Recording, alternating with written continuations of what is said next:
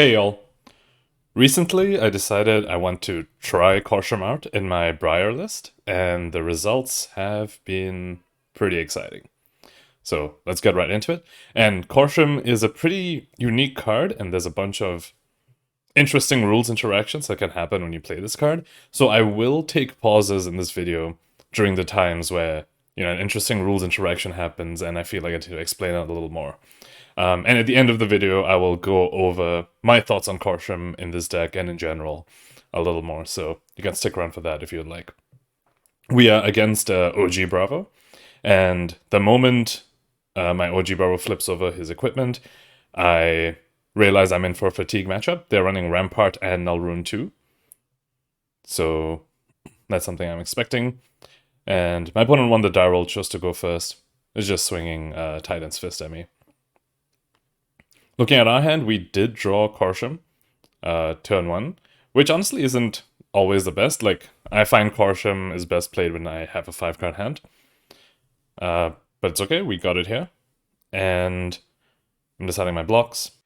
So I really don't want to block with Force of Nature. Force of Nature is quite a power card, especially when you run Creepers, because you can flash it in and suddenly get the card draw effect when your opponent's not expecting it.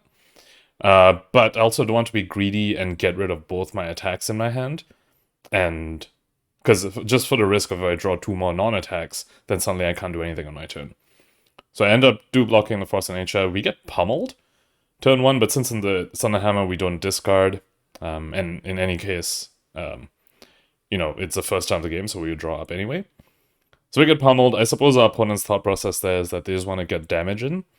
Right now, on turn 1 when they can, because the rest of the game they're planning to fatigue me. So we draw up, and we draw up into just a few more attacks.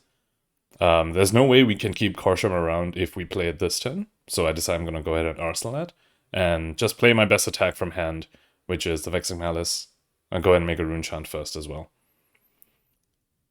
So opponent pitches a blue, blocks all 3 Arcane, the 1 Rune Chant and 2 Arcane from Vexing Malice, because they're running AB2.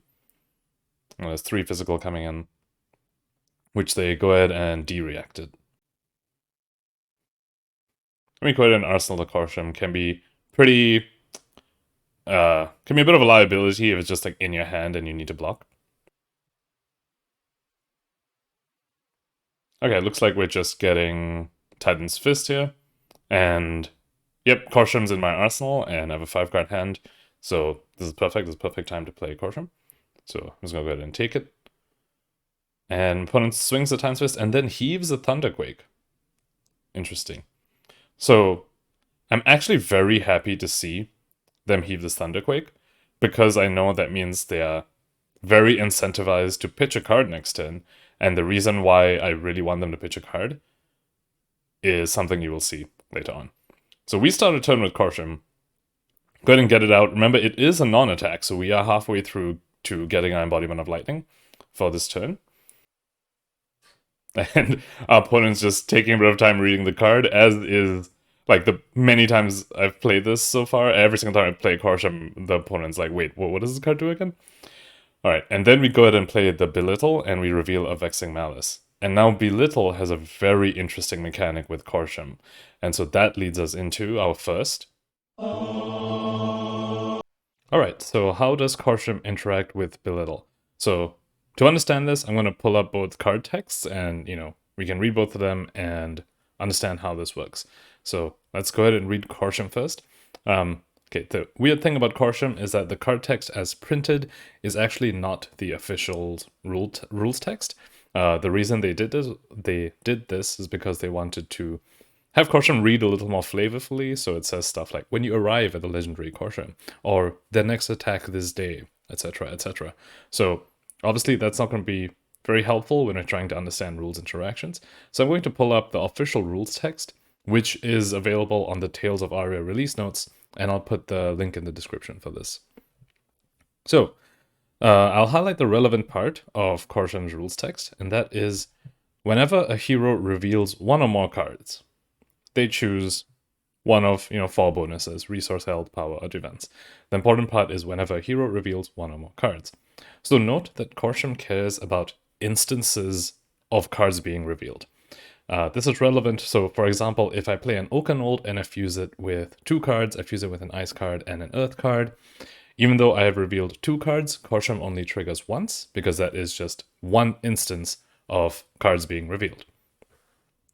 However, and this next bullet point is also available in the Tales of Aria release notes, if a card or activated ability both revealed a card as an additional cost, and again upon resolution, KORSHEM will trigger twice, once when the cost is paid and again when the effect resolves.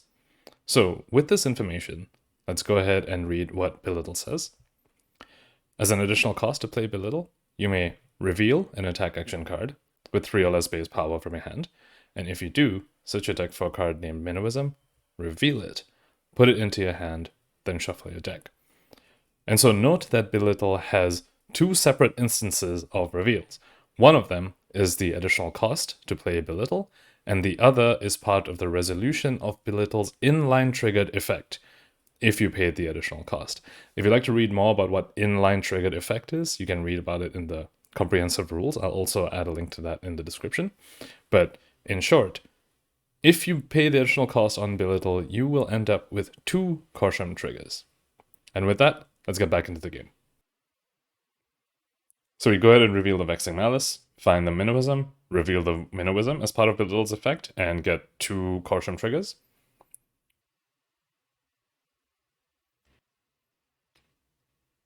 So for the first KORSHEM trigger, I go ahead and gain 1 resource. So that's effectively just paying for the KORSHEM itself. Like the KORSHEM paid for itself at this point, hasn't benefited me much. Except, you know, it's a non-attack, so there's some inherent benefit there since I'm Briar. And for the second KORSHEM trigger, I choose to give the next attack I play this turn +1 damage. Note that the +1 damage does also affect Rosetta Thorn, because it is the next attack, the next attack you do this turn, not next attack action card. So opponent goes ahead and defense reacts, there's Belittle. And then we close the chain because we're about to play Minnowism. Play the Minnowism, trigger Briar. First non-attack this turn was KORSHEM, second non-attack is Minnowism. Got this embodiment of lightning. And now we can go ahead and play this Vexing Malice. This is coming in with Go again from the embodiment of lightning. 2 arcane and 7 physical. 3 from Minnowism, 1 from KORSHEM.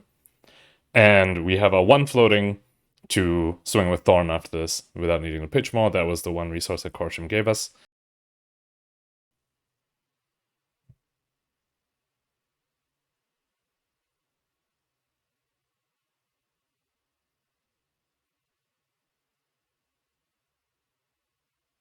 As expected, opponent pitches for the Arcane. They have 1 float, which, you know, they can use either on the Rosetta Arcane or on the Rampart.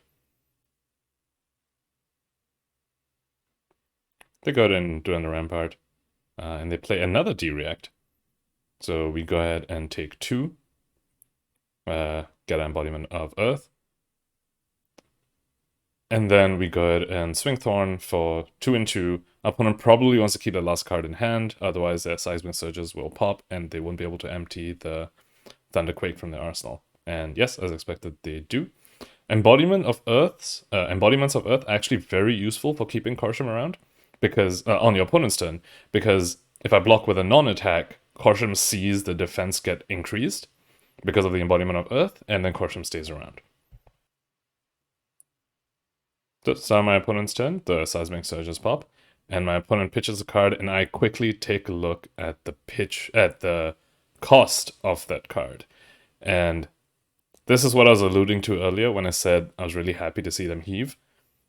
Not because I'm happy to take 8 damage for 3, but because I know they would need to pitch a card. And because of what they pitched, we get to keep KORSHEM around. And this brings us to our second. So, keeping KORSHEM around. Now, KORSHEM is typically, you know, if you're playing it, it's typically going to be easy for you to keep it around on your turn. But the trick is, how do you keep it around on your opponent's turn? So, let's go ahead and read the other relevant part of KORSHEM. Again, I'm going to pull up the official rules text for it. And the relevant part here is, at the beginning of the end phase, if no hero has gained resource or health from a card effect, and no card or token controlled by a hero has had power or defense increase this turn, destroy KORSHEM. So, what does this mean for Briar? For Briar, this means that if I go into my opponent's turn with an embodiment of Earth, my non-attack action cards have +1 defense while defending, which means if I go ahead and defend one of their attacks, the non-attack card, KORSHEM sees that a card controlled by a hero has had its defense increased this turn, and so KORSHEM will not go away. However, if you want to really get maximum value from a KORSHEM, you want to be on the lookout for how your opponent's cards can incidentally keep your KORSHEM around. And that is what happened here against my Bravo opponent. My Bravo opponent is running this weapon, Titan's Fist. And Titan's Fist has a text on it. While there is a card with cost 3 or greater in your pitch zone, Titan's Fist has +1 power. Note that Titan's Fist does not need to be attacking to get this bonus. Titan's Fist is constantly checking for cards in the pitch zone for cost 3 or greater. And whenever a card with cost 3 or greater enters a pitch zone, Titan's Fist will see it and gain a +1 power, which means that KORSHEM sees that a token controlled by a hero has had its power increased, and KORSHEM will stay around. So that is why in this case over here, I was very happy to see my opponent pitch a card with cost 4, because I knew that Titan's Fist has now seen that, increase the power, and I do not need to give my opponent a card to keep my KORSHEM around. Now, another thing you also want to be what you want to keep in mind, and this did not happen to me this game, but it has happened in games before, is how your other cards can incidentally help you keep KORSHEM around. And for that, let's look at our headpiece, Arcanite Skullcap. Arcanite Skullcap says, if you have less life than your opponent, Arcanite Skullcap gains +1 defense. Note, again, Skullcap does not need to be defending to gain this +1 defense, it just gains it once you go to less life than your opponent. Now, there is a little bit of nuance over here. KORSHEM does need to see the change in defense happen, which means that if you are already lower than your opponent and you go further lower, KORSHEM will go away because it did not see Skullcap's defense increase. However, if you are at or higher than your opponent's life total and you go below them by taking one of their attacks, KORSHEM will see that his Skullcap has gained defense, and KORSHEM will stay around. And with that, let's get back into the game. So, given that our opponent is effectively helping us keep KORSHEM around, I don't need to block with my non-attack to try and keep it around. I just get to keep KORSHEM around. The Titan's Fist got buffed, KORSHEM saw that, and we are good to go. We go ahead and start our turn with Sonata, which note will also trigger KORSHEM, though this will only trigger it once because it is one event. It is a single event of revealing cards, but we will get one KORSHEM trigger. And also note that this KORSHEM trigger will go on the stack after Sonata has resolved. So you get to see whether you hit something and what you hit before you decide what your KORSHEM is going to give you. So we do hit our Sonata, we see another Belittle, which is just absolutely perfect. So we go ahead and take that.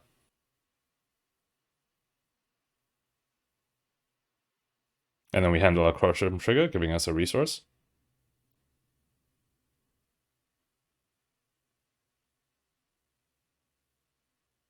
Right, opponent pitches for the Arcane.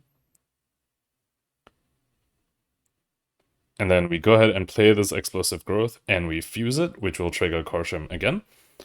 And because of the resources that KORSHEM is giving me, I realize that I actually don't need to pitch this Weave Earth. I can actually play it off of the creepers, get my embodiment of lightning, and just chain this turn. And what I did there was actually send the arcane damage of Explosive Growth to myself. And this brings us to our third. So, Explosive Growth and hitting yourself.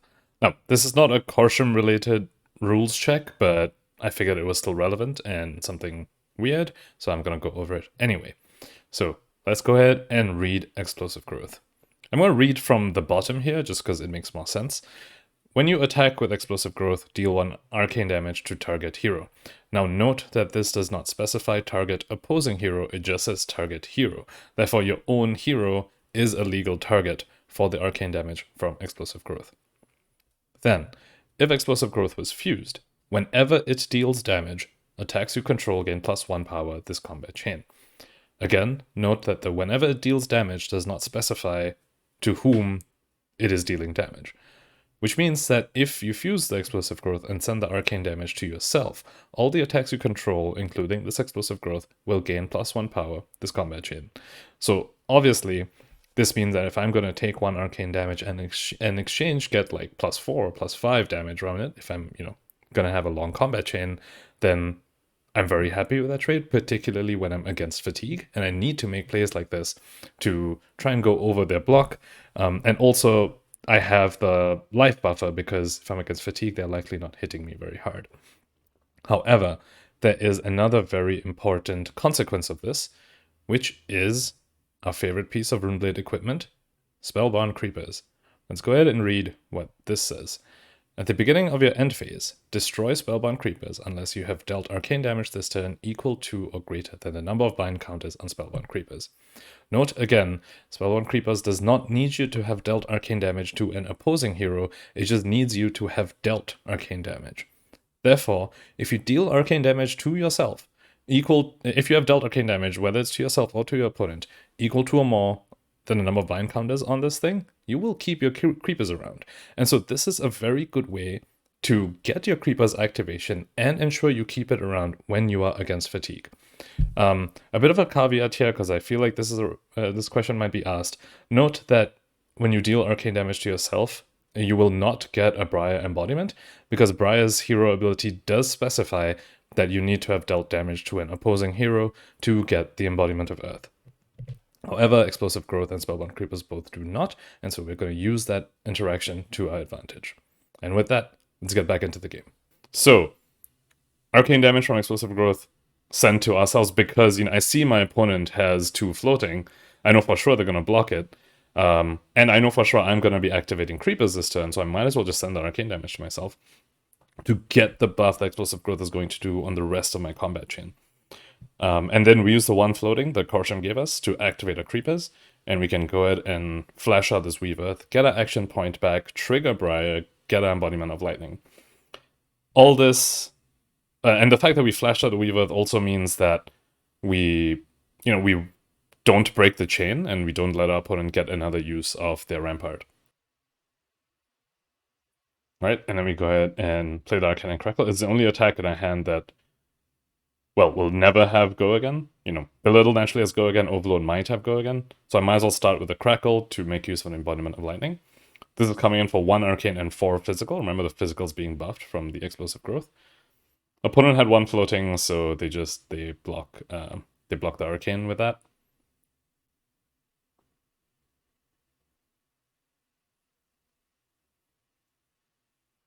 Okay, and then they block 3. Taking 1 from Arcane and Crackle. We still have an action point, because that Crackle had go again from Embodiment of Lightning.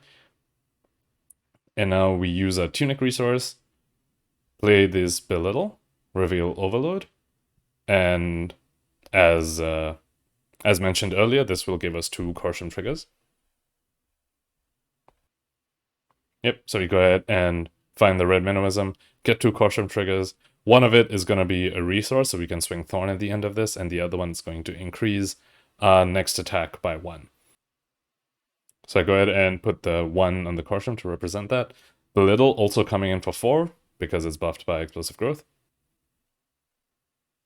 Okay, opponent doesn't block at all, which surprised me, but I did show them an Overload, so it could be that they're saving their block for the Overload. To prevent me from swinging the Thorn, because I will need the Overload to hit for me to have go again to hit the Thorn. So let's see, they do also have 4 armor on their equipment, but this Overload is coming in for 5, 1 from the Explosive Growth, 1 from KORSHEM. So my opponent will need to give me the last card if they want to block this. And our opponent says no blocks, so maybe that's a card that they think they really need to keep, or as you'll see later, is actually a card they couldn't block with right now. And that means Overload gets go again. We go ahead and swing the Thorn. This is also being buffed by Explosive Growth. Comes in for 5. So the Explosive Growth dealing arcane damage to ourselves buffed itself and 4 other attacks this turn and helped us keep Creepers around. So, really, really enjoy that card in this deck. And we go to our opponent's turn, opponent just passes, and it is time to say goodbye to KORSHEM, but it did give us a lot of value. That previous turn, it gave us let's see, the Sonata, the Explosive Growth, the two, like four active, four triggers the previous turn, so pretty happy with it, and we have to say goodbye to it, but that's okay. Go back to our turn, and this is a bit of an awkward hand because we only have one attack and 4 non-attacks. There's a minnowism in our arsenal. Oh, that was the other thing. The fact that we got to do that long combat chain the previous turn and still have an arsenal, it's pretty wild. Just the fact that Belittle replaces itself always is very, very convenient. But looking at this hand, I realized, like, even though I only have one attack, I can still go into next turn with an Embodiment of Lightning up and Chalmant Heroic up. So I like to make that play. So I start with the Minnowism. Now this Overload is coming in for 6 and is representing an on-hit go again. So I know my opponent is going to be very incentivized to block this. Okay, and they played Unmovable from Arsenal, which was the last card in their hand the previous turn, so now we know why they didn't block with it. And then we activate Creepers, and we get to flash out this Chalmant Heroic, which does mean we won't end this turn with an Arsenal, but we do end this turn with an Embodiment of Lightning, which is kind of typically what the Arsenal is best for anyway, like to get you like halfway through your embodiment for that turn. So the fact that we just end with Embodiment of Lightning with Chalmant Heroic on the field already, you know, makes it worth it that we aren't ending with an Arsenal. Also, this Overload now suddenly gets increased by 3 attack, opponent takes 3. And now we get to swing Thorn. Remember, Thorn will not pop Embodiment of Lightning. It is not, Embodiment of Lightning is not like Quicken. Embodiment of Lightning will only trigger on attack action cards. Sometimes Thorn's coming in for 2 and 2. Now, I have the option here to send the arcane damage at myself to keep creepers around. Similar to how I sent arcane damage with Explosive Growth. But with my opponent at 16, and the fact that they have nothing floating, I realize that this awkwardness of the 2 and 2 split is probably worth it to just do. And also my opponent's at 16, so I think it's time I just push damage. I got 2 activations of creepers already. If my opponent wants to block this, make me lose creepers, that's okay. I also have my Embodiment of Lightning, which means it's unlikely that off a 4-card hand I can make full use of creepers next turn anyway. So if I want to keep creepers around next turn as well, I would need to send Thorn at myself again next turn. So I choose to just send the Arcane at my opponent. Opponent does block it, and we lose our creepers.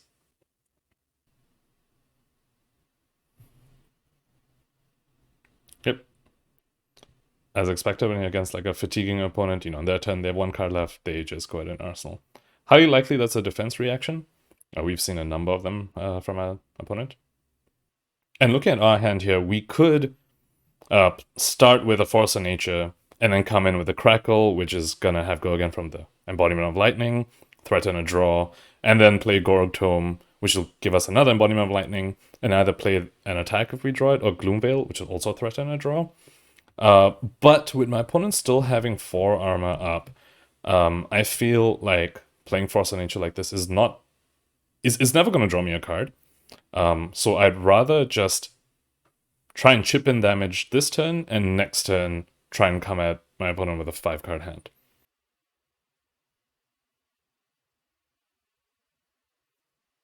So the best way to do that is I make a Rune Chant first. This means that I've made an Aura this turn, so when I play this Gloomveil, it will have go again. And the Arcanic Crackle is coming in for, well, a Rune Chant, 1 Arcane, and 6 Physical with go again.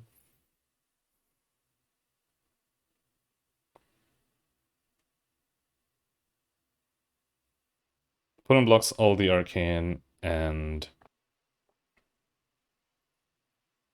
also blocks out the Physical, denying me my Embodiment of Earth. It's a little sad, because if I got the Embodiment, this Gloomveil will come in for 1 damage more. But that's okay, this Gloomveil still has go again, that's what matters. So it's coming in for 6 Physical. Of course, our opponent's probably just going to block this, and then we get to Thorn just for 2 Physical, because we've not played a non-attack this turn. But you can imagine how if I started this turn with Force of Nature and then went into it, I just get blocked out anyway, and I don't draw any cards, and I've lost my Force of Nature. Whereas, you know, since I am getting fatigued, you know, I kind of want to see the Force of Nature later on, if it's not going to give me value right now. Opponent takes 4 from Gloomveil, so, alright, I guess I made the wrong call with not playing Force of Nature this time. It would have drawn me a card. And then they go ahead and play Sigil of Solace. So definitely very, very heavy on fatigue there. Another turn, we did not have 2 Earth cards in our pit zone, so we lose the channel. So looking at this hand, we know we definitely can get an Embodiment of Lightning. If we, we have a Gorg Tome, and then we can just play the Chalmant Heroic, and gives us an Embodiment of Lightning. The question is, what else are we doing? And obviously the attack, which we want to play off the Embodiment of Lightning, is the red Explosive Growth. But looking at what we drew, this Bramble Spark, that Explosive Growth, even if it's fused, at most is going to buff 1 more attack, like the Rosetta Thorn, and that too probably only by, 1. I'll probably maybe I send Arcane to myself again to get the buff, but the physical is going to be blocked. So at most it's going to buff another attack by 1 this turn. So I realize I don't want to waste my Tunic to try and fuse this Explosive Growth. Because, if I pitch a card for Chalmant Heroic, like pitch a blue for Chalmant Heroic, I can still Tunic out my Explosive Growth, keep my Tomb of Harvest in the hand, which allow me to fuse it. But I realize it's probably better to save the Tunic counter for next turn. Or in a turn where I'm a little more light on resources to try and represent more than 1 damage off of it. And that's the sort of game you need to try and play when you're against Fatigue. You really need to think of really try and maximize all your resources. Like the previous turn, I was trying to maximize the Embodiment of Lightning, or the Gorg Tome in my arsenal, in this case the Tunic counter. All these things add up, and you need to make sure you're being as efficient with them as possible. I feel like 1 damage for, use my Tunic counter for 1 damage is not efficient. Go ahead and just play the Chalmant Heroic, get the Embodiment of Lightning. And I play this Explosive Growth unfused. This means the next turn I have Tunic Counter and Bramble Spark in my arsenal and Chalmant Heroic on the field, which feels like a much stronger turn next turn. Because if you keep trying to come at your opponent with middling turns when you're against Fatigue, you're probably just, they'll more easily block you out. Whereas if you try and build up a little and deal less damage now to deal more damage later, it's typically more useful. Remember, Explosive Growth does always deal Arcane. The fusion effect is that it'll buff everything on the combat chain.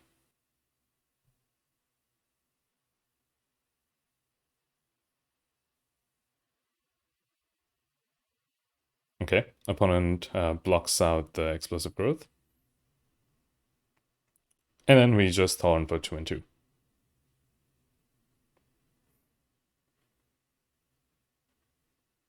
Opponent blocks 1 Arcane, takes 1 Arcane, and goes in and takes 2. I think they realize that with Chalmant Heroic up, Tunic, and an Arsenal, they kind of want to try and put some pressure on me, because at the rate this game is going, I am chipping in a lot of damage. Or they're just trying to do a bit of setup on their own as well, playing this Blessing of Deliverance and making a Seismic Surge.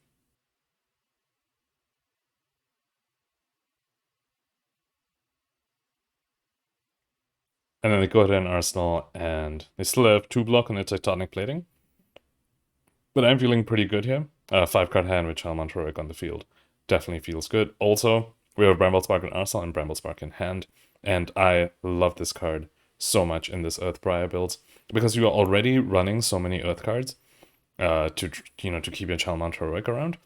Also, Bramble Spark costs 0, which means you can play it with a card, with your blue Earth card, fuse, and then pitch the blue Earth card later on.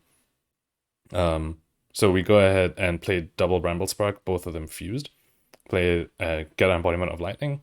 And here's where I'm really glad I saved my Tunic counter, because now I can Tunic counter, play the Explosive Growth on this turn, and fuse with the Earth card again.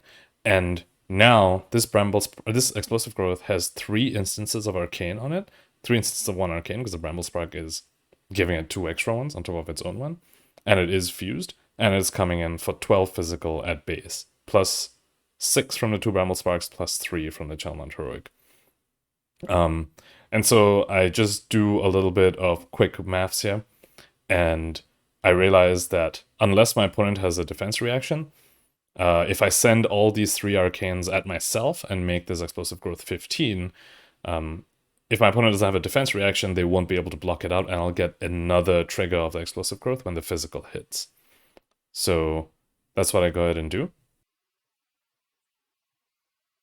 So there we go.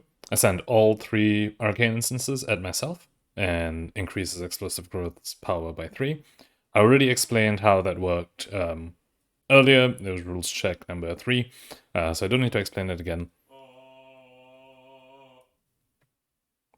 I said I don't need to explain it again. Oh, sorry. Anyway, so this explosive growth is coming in for 15, and I'm just hoping that my opponent doesn't have a D-react, so that I'll get another trigger of the explosive growth buff on this combat chain.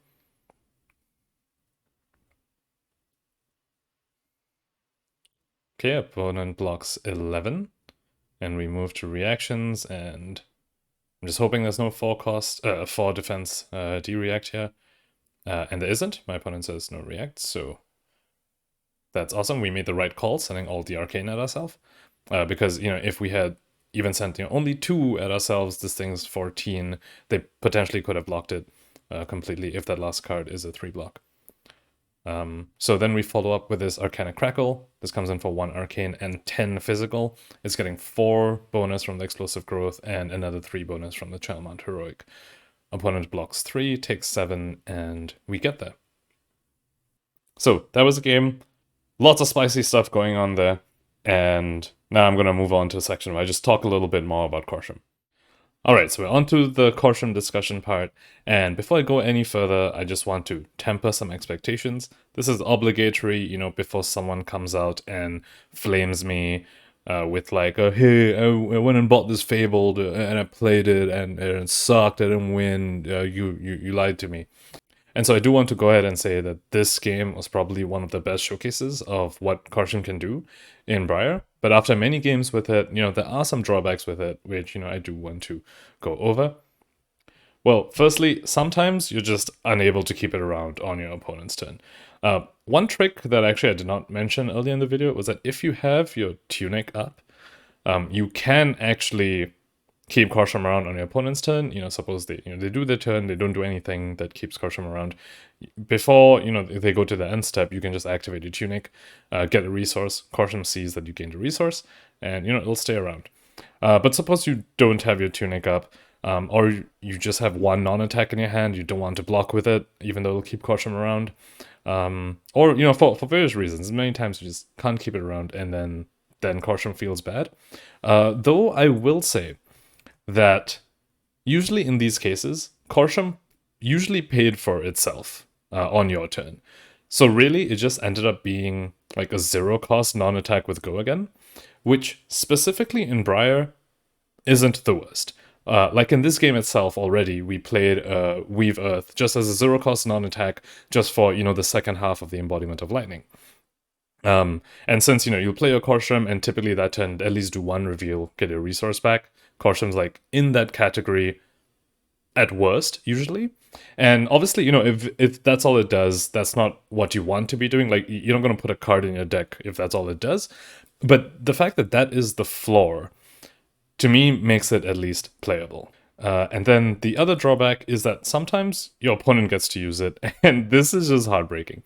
When you, especially in the mirror, I'm going to go ahead and say, in the mirror, do not side this card in, because you don't want to be the one playing the KORSHEM, because it's likely your opponent is going to get more value out of it before you do, and then before you know it, you're the one blocking out, and then you're losing. So, sometimes your opponent gets to use this card, but, then again, you have a sideboard, so, side it in matchups where your opponent won't be able to use it, and side it out when your opponent is a deck that will do a lot of revealing. So, for example, to me, it feels like in the more traditional red line, just a few Earth cards for Channel Mount Heroic Briar, I'd be fine bringing KORSHEM in, because they don't have that many fuse cards, but they do have lots of ways that incidentally keep your KORSHEM around for you, just by, the many cards they have that increase the attack of just like the next attack or something. All right, now the pros of KORSHEM. Well, sometimes you just get to enable frankly quite insane lines. We saw a bit of it in the game which I showed you just now. I think I got a total of like 5 or 6 activation triggers of KORSHEM, but the best part was honestly just the how it smoothed out my entire turn. Like the fact that I can start with like a Bramble Spark, fuse it, gain a resource, now use that resource to play my one attack action, which also, you know, is a reveal card, like a Belittle Explosive Growth, and then trigger KORSHEM again off of that. And I've done all this without pitching anything. Can, you know, lead to some really, really wild lines. The other thing is that you'd be surprised how many times opponents incidentally keep KORSHEM around. Like, for example, if you're in an aggro mirror, like, for example, Fi is a very good example. They have that new arms piece that on their second attack that has power 2 or less, it just gains +1 automatically. That's going to keep your KORSHEM around. Just the text on Phoenix Flame, if it's, you know, the second Draconic Chain Link or higher, it's just the Phoenix Flame gets +1. That'll keep your KORSHEM around. So, and, you know, like Lexi's Voltaire, they load an arrow, give it +1, or, you know, they play a Rain Razors. Many aggro decks will run just weird, like, attack buffing cards like Nimblism, whatever. You know, if you're Guardian, they have, like, an Anothos or something. They'll keep your KORSHEM around. So there's many times your opponent instantly keeps this around. And so just having this in your sideboard for those matchups, where they help you keep it around, but they're not fusing it, means you actually can potentially get a lot of value out of this. And furthermore, if they see that you're getting so much value out of it, and they, you know, are like, okay, I'm gonna try and not let you, you know, I'm gonna try and like get rid of this KORSHEM, they either, you know, they're probably forced to like block out completely or like not do anything on their turn. Because, you know, especially like something like Fi, they take like a game action or two, and then your KORSHEM stays around. So yeah, so that's another pro. And then finally, and this is the most important of all, just straight up style points. Like, you know, when you play a KORSHEM and you get like 5 triggers off of it and then you win the game, you know, from your KORSHEM, that just hits different in this game compared to, you know, anything else. So that's this video on KORSHEM. Thank you for watching and hope you enjoyed it.